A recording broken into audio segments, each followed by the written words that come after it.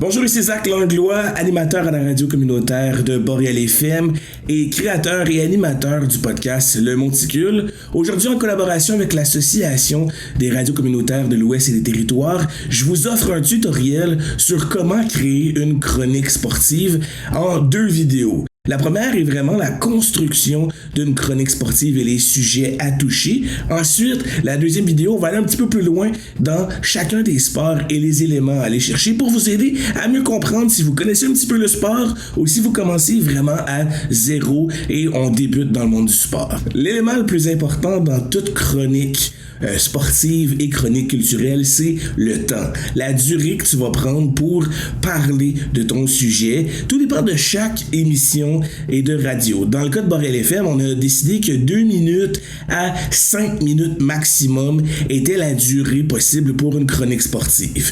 Donc à ce moment-là, tu tentes d'aller chercher les éléments nécessaires.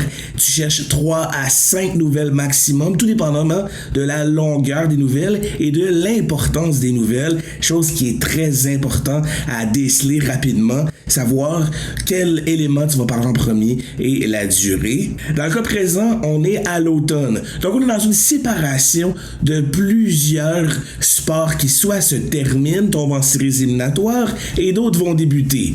On pense à la Canadian Elite Basketball League qui sont des équipes canadiennes et qui, eux, ont terminé au début du mois d'août. Il y a la West Coast League et la West Coast Baseball League qui, eux, se sont terminés il y a 2 semaines environ, donc au début du mois d'août. Et là, on a le baseball majeur qui se dirige en séries éliminatoires. Il y a le hockey de la Ligue nationale, le hockey collégial, le hockey junior qui va débuter au début du mois de septembre. Donc, on est vraiment dans une transition, un entre-deux, entre plusieurs sports. À ce moment-là, on va aller chercher 3 à 5 nouvelles. Dans les moments où on a vraiment le pic le plus haut du sport, des fois, on peut aller seulement à 2 ou à 3, dépendamment de l'information et l'importance de ton information. Par exemple, dans les Olympiques, à ce moment-là, on avait vraiment une grosse section reliée aux Olympiques parce que c'est un événement mondial, ça touche tout le monde et on veut vraiment informer la population et les auditeurs le plus possible. L'importance de connaître tes équipes préférées de la région où tu es. C'est très important parce qu'à ce moment-là, tu réussis à aller mieux toucher les gens qui t'écoutent. Dans le cas de l'Alberta, l'équipe où nous on se trouve et qui est la plus proche, c'est les Oilers d'Edmonton. Donc, tout ce qui est le nord-est et ouest de l'Alberta, on va aller parler des Oilers d'Edmonton et toutes les réussites que les Oilers vont faire. Même chose pour les Oil Kings d'Edmonton dans la West Coast Junior League. On a aussi maintenant une nouvelle équipe à Lac-La-Biche qui s'appelle les Lakers de Lac-La-Biche dans la National Hockey Junior League. On a aussi les Voyageurs de Portage College qui est l'équipe collégiale. Dans le football, on a les Elks d'Edmonton qui sont l'équipe la plus proche. Et par la suite, on a aussi les équipes locales au niveau du hockey local, les Cougars de Plamondon. Au niveau du hockey local, on a aussi plusieurs autres sports. C'est important d'aller voir la personne qui s'y connaît le plus. Quand tu arrives dans une station, je te suggère d'aller voir soit ton patron, d'aller voir quelqu'un qu'on t'a suggéré, de discuter avec cette personne-là pour connaître le sport. C'est la meilleure façon. De mon côté, je me suis référé à ma patronne et à la personne qui était à la radio qui connaissait beaucoup le sport et on a réussi à me diriger sur quelles sont les équipes à aller voir et quelle équipe à aller chercher l'information pour toucher le plus de gens possible. Pour quelqu'un qui débute dans le sport, qui n'a jamais fait de sport de sa vie ou bien qui connaît un petit peu mais qui n'est pas nécessairement un fanatique, voici mes suggestions.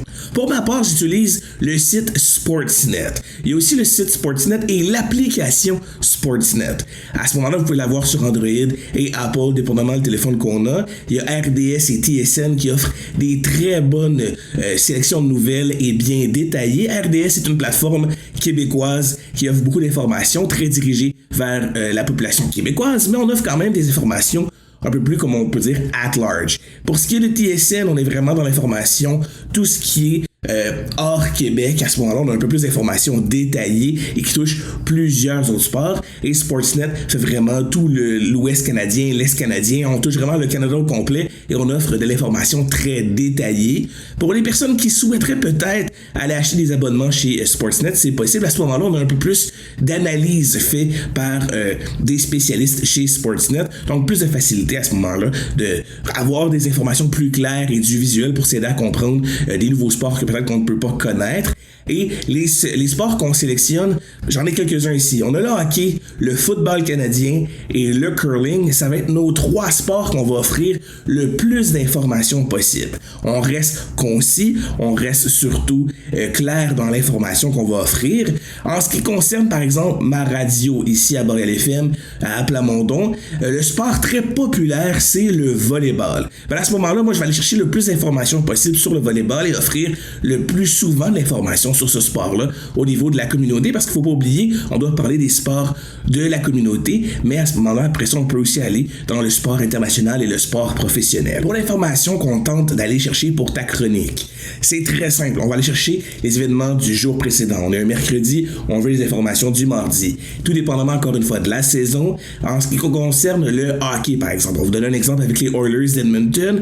Les Oilers ont joué hier contre le Canadien de Montréal. Ben à ce moment-là, on va aller chercher les personnes qui ont marqué des buts pour les Oilers d'Edmonton et ensuite, on va aller voir la performance du gardien. On va aller voir le nombre d'arrêts faits sur la quantité de lancers dirigés vers lui.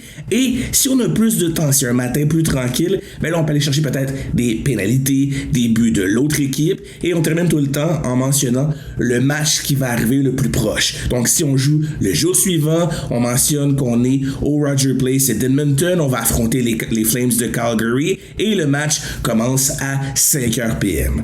Quand on va aller chercher l'information, tout dépendamment de la plateforme qu'on utilise, on va utiliser l'heure de l'Est sur la plateforme, mais nous, on se trouve dans l'Ouest canadien. Donc, tout dépendamment de votre fuseau horaire, c'est très important de faire les déductions. En Alberta, selon l'heure de l'Est, avec l'Alberta, on parle de 2 heures de différence. Donc, pour nous, si on a un match à 7h PM, ben en Alberta, le match sera à 5h PM.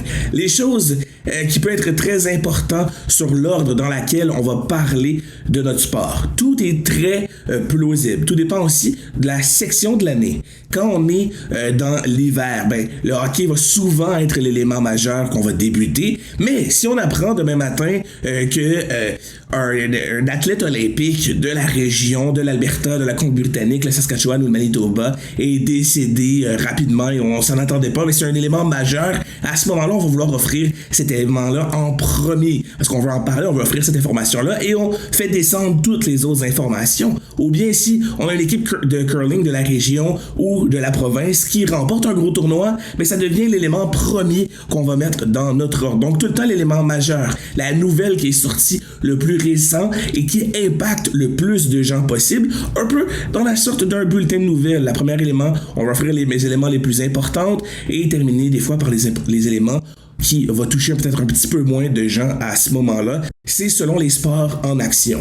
Donc, si on a un tournoi de curling, on a un match de hockey et on a un match de basket, ben à ce moment-là, le curling va arriver en premier parce que le curling, honnêtement, c'est pas un sport qu'on va voir régulièrement. On l'aura pas 12 mois par année. Donc, on va mettre l'information en premier. Ensuite, le hockey parce qu'on est en saison régulière et on termine, par exemple, avec le football américain. Ben à ce moment-là, on va aller vraiment de l'élément le plus important à l'élément le moins suivi.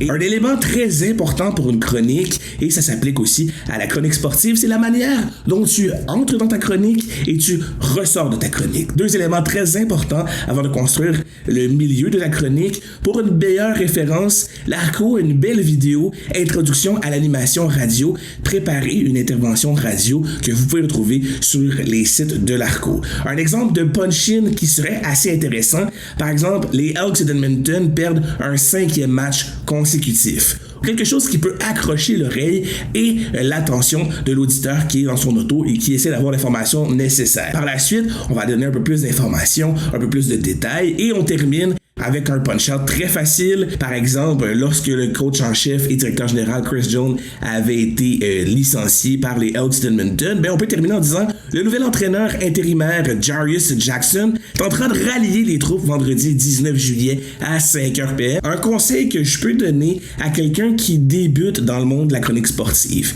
Reste clair, net et précis. Enligne-toi pas sur des grosses phrases, là, des grosses informations que toi-même tu comprends pas quand tu le lis. Et je te déconseille d'utiliser un article complet parce que souvent sur un site de sport, on va utiliser des termes connus du public qui va lire l'information. Oui, on va aider quelqu'un qui ne connaît pas l'information et le sport, mais on va utiliser des termes, des girons utilisés dans le sport spécifique. Et à ce moment-là, peut-être que toi, tu peux ne pas comprendre. Et si tu as des animateurs, des co-animateurs, on peut te poser des questions et te prendre au piège. À ce moment-là, on est débalancé, on est déboussolé et ça peut être plus difficile. Tente d'être présent, d'informer ton auditeur de la meilleure façon que tu le peux. Reste clair, net et précis. Comme je le mentionnais, fais des phrases courtes et tente de lire le moins possible ton information. Ou si tu es plus à l'aise avec une phrase préécrite, tente de l'écrire de la manière dont tu parles. Comme ça, si tu as à lire ta phrase, tu restes clair. Ça donne pas l'impression que tu lis ton information, mais tu restes quand même clair, net et précis. Donc, tente d'être le plus présent, puis have fun. Ce tutoriel vidéo est réalisé en partenariat avec l'Arco et Boreal FM en Alberta. Cette capsule est financée par Patrimoine canadien.